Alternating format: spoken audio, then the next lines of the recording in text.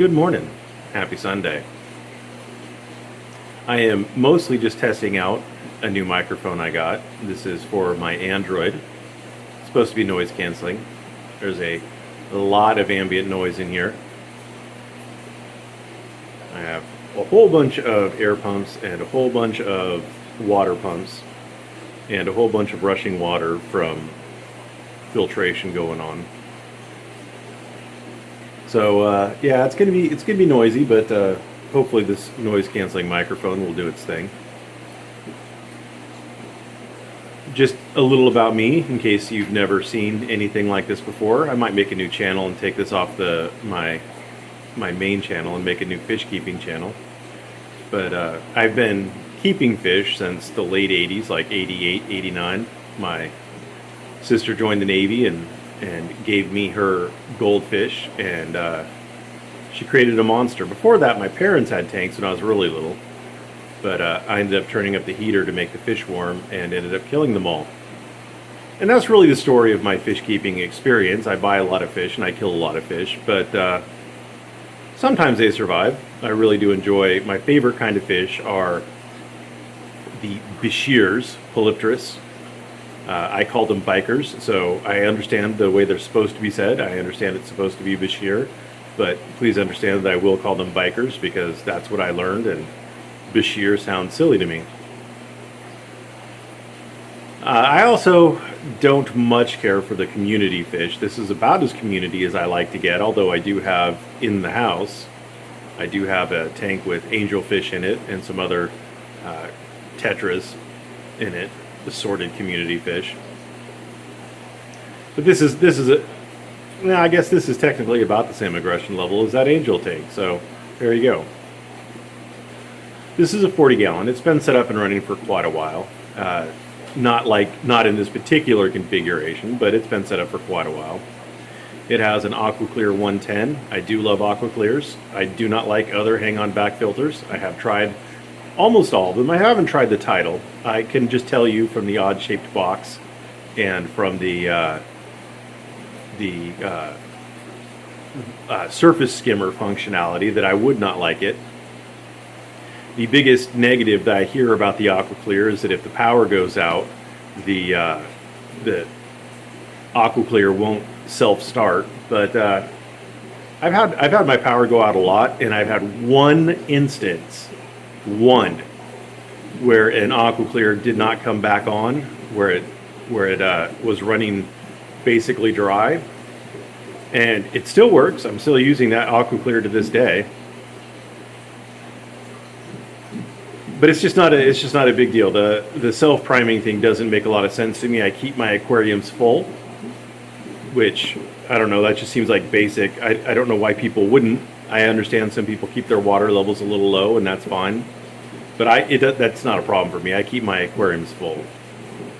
So I've got an AquaClear 110 on this, and I've got an F-Zone Asta something filter. It's a stainless steel filter. It holds quite a lot of media. I have both of those filters full of sponge. And those were running on here back when this was a bare bottom tank, and I had electric blue Jack Dempsey's in it. Now, my electric blue Jack Dempsey's weren't show quality by any stretch of the imagination. And I have some electric blue Acaras that have the same type of coloration, very similar coloration, but they are gorgeous. And the electric blue Jack Dempsey's were not gorgeous. I'm sure you can get show quality electric blue Jack Dempsey's. It would just completely outshine my Acaras. But these particular Jack Dempsey's, this batch of Jack Dempsey's that I got, were I bought the entire batch my local fish store got in, and none of them turned out very bright, or they all had minor deformities when they grew out. So they just weren't worth it. So I traded them back. Well, I guess technically I traded them back in. I returned them to a local fish store. And I got $30 in credit for them, which I haven't spent. And that's mostly because the local fish store that I traded them in at hasn't had anything that I really wanted to get since then. So when I redid this tank, I decided to do it planted. That that very large Amazon sword in the center was in a 20-gallon long. 20-gallon longs are really great footprint kind of tanks, and I tend to keep a lot of bottom fish like bikers and catfish and things like of that nature. So they work out well for me, except they don't work out very well for tall plants. I'm thinking about migrating most of my 20 longs into 29s, just so plants can actually have a shot of growing up. So that's why it's all kind of bent over. I've had this aquarium set up as a planted tank. I put the substrate in about 3 weeks ago. I put the plants in about 2.5 weeks ago, and I let the plants kind of get situated and rooted while I was quarantining the fish. The fish I chose for this aquarium are Turkana Jewel Cichlids, which I think are beautiful, and Congo Tetras, which are fun, active. They're great little. They're great for just zooming around the aquarium. They're active little feeders. They really make the Turkana Jewels much more at home as ditherfish. They really allow the Turkanas to feel safe in their new little home. The plants I couldn't really identify a lot. There are a couple of tiger lotuses in there, small ones. You can see them over in the quartz. There are some Anubias, a few species of Crypts, and there are actually 3 Amazon swords. And I'm not entirely sure I'm going to leave those Amazon swords in there.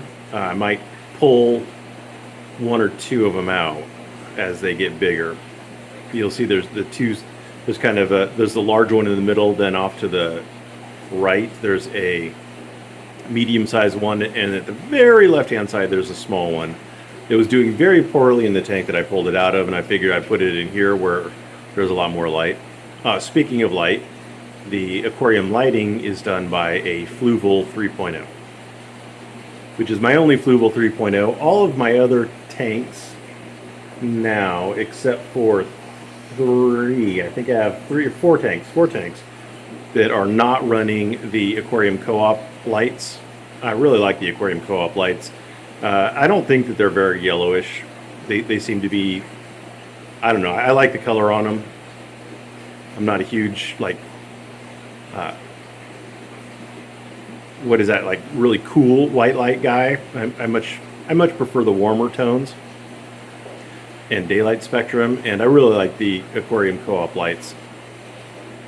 So I'm running Aquarium Co-op lights on just about all of my other tanks. Well, I guess the one in the house is running a Fluval 3.0 and 3 F-Zone can lights on it. So I think they're F-Zone Asta can lights. Same company that makes the canister filter. I do run CO2 in this aquarium.